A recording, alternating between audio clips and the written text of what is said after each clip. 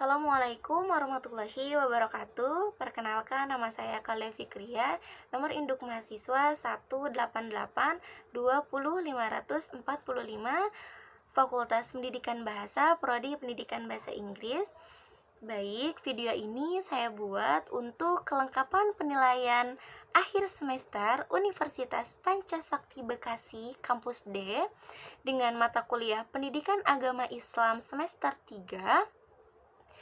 Materi yang akan saya sampaikan yaitu manajemen waktu dalam Islam dengan dosen pengampu Bapak Abdurrahman MPD. Poin yang pertama yaitu mengatur waktu. Manajemen waktu dalam artian sederhana yaitu mengatur waktu. Manajemen pada prinsipnya yaitu mengatur, mengorganisasikan, atau memanfaatkan waktu dengan sebaik-baiknya untuk aktivitas dan tujuan yang lebih bermanfaat. Adapun manajemen menurut istilah arti sesungguhnya adalah perencanaan, pelaksanaan, kontrol, dan evaluasi. Waktu dalam pandangan Islam tak sekedar menyoal perihal rutinitas kehidupan sehari-hari. Islam juga menempatkan waktu sebagai perkara penting dan mendasar, sehingga jika tidak dimanfaatkan dengan baik, maka kerugianlah yang akan kita dapatkan. Adapun dari beberapa sumber dapat ditarik beberapa kesan tentang pandangan Al-Quran mengenai konsep waktu, yakni yang pertama kata al-ajal. Kata al-ajal memberi gambaran bahwa segala sesuatu ada batas waktu berakhirnya, sehingga tidak ada yang langgeng dan abadi kecuali hanya Allah Subhanahu wa Ta'ala itu sendiri. Lalu yang kedua yaitu kata al-dahr. Kata al-dahr memberi gambaran bahwa segala sesuatu pernah tiada dan bahwa keberadaannya menjadikan ia terikat oleh waktu. Yang ketiga, kata al-waktu. Kata al-waktu digunakan dalam konteks yang berbeda-beda dan diartikan sebagai batas akhir suatu kesempatan untuk menyelesaikan pekerjaan. Lalu yang terakhir, kata al-asr. Kata al-asr memberi kesan bahwa saat-saat yang dialami oleh manusia harus diisi dengan kerja keras, memeras keringat, dan pikiran untuk beribadah hanya kepada Allah Subhanahu wa Ta'ala. Waktu sebaiknya dimanage dengan baik. Segala pekerjaan kita harus dilakukan dengan cara terbaik, tersusun, terjadwal, disertai dengan target dan cara pencapaiannya. Nah, dalam Al-Quran Allah berfirman yang artinya, wahai orang-orang yang beriman, bertakwalah kamu kepada Allah dan hendaknya setiap jiwa atau orang merenungi apa yang telah dilakukan untuk hari esok. Quran Surah Al-Hasyr ayat 18. Nah, dalam memanage waktu, Islam juga mengajarkan adanya skala prioritas yang artinya didahulukan atau fiqhu al-aulawiyah. Misalnya, harus mendahulukan kewajiban daripada yang sunnah.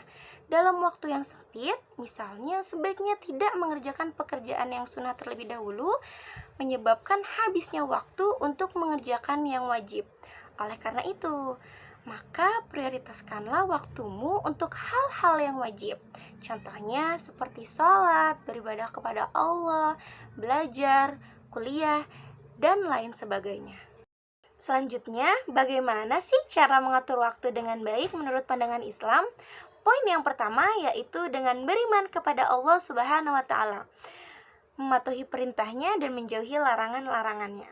Kedua, beramal soleh. Yang ketiga, saling berwasiat dalam kebenaran. Lalu yang keempat, saling berwasiat dalam kesabaran.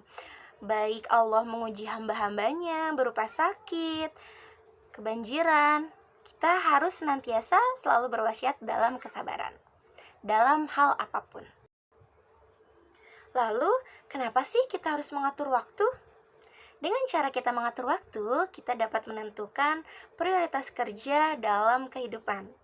Lalu, poin yang kedua, mencapai target dengan cepat, tepat, serta juga baik. Meningkatkan kapabilitas dan profesionalisme, mengefektifkan waktu-waktu luang, serta meminimalisir pemborosan tenaga dan waktu. Pentingnya waktu bagi seorang muslim. Perlu kita pahami bahwa apabila seorang muslim mampu mengelola waktu dengan cara terbaik, maka akan memperoleh optimalisasi dalam kehidupannya. Namun, apabila seorang muslim tidak mampu, maka seseorang tidak akan mampu mengelola sesuatu apapun. Karena waktu merupakan modal dasar bagi kehidupan seorang muslim yang bertakwa. Sebagaimana Allah berfirman dalam Al-Quran yang artinya, sesungguhnya pada pertukaran malam dan siang itu dan pada yang diciptakan Allah di langit dan di bumi, benar-benar terdapat tanda-tanda kekuasaannya bagi orang-orang yang bertakwa. Quran Surah Yunus ayat 6.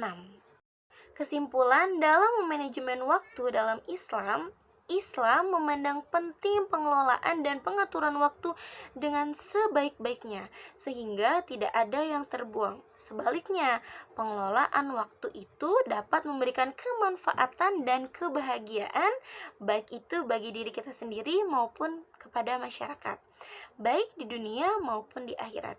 So, kita sebagai umat muslim harus mengatur waktu, memanage waktu dengan sebaik-baiknya dan dapat mengoptimalisasikan waktu dengan sebaik-baiknya agar terrealisasi kegiatan-kegiatan yang bermanfaat untuk kedepannya.